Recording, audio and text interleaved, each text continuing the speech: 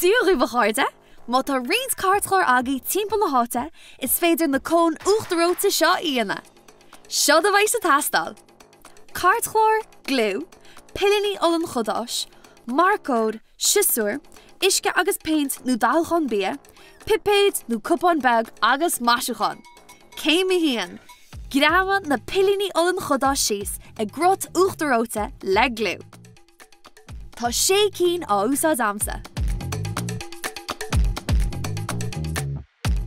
Brú síos ar na pilíní. Go háling! Céim a dó. Beir leat do warcód agus tarann crut cón ar manúsa. Toid do chudáma leis a gcuid seo.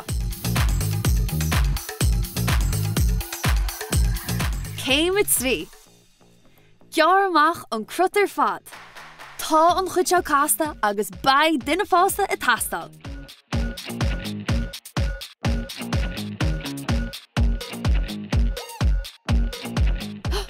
Fuidife. Céim a ceathair. Chud isce sa baint nó sa dalchán bia. Is brálam an chuid seo. Chud an meascán ar na pilíní le de fipéid nó le cupán beg.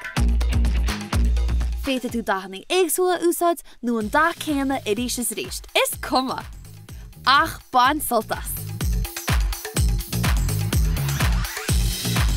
Céim a cuaig. Máise an Uachtar Reoite le glú agus le maisiúchan ar nús gealra, carníní nó rud a beheile. Nach chfuil cuma bhlásta ar seo. Agus sin é? Tá ocras orm san is, sílam goil Uachtar Reoite tilteangan is.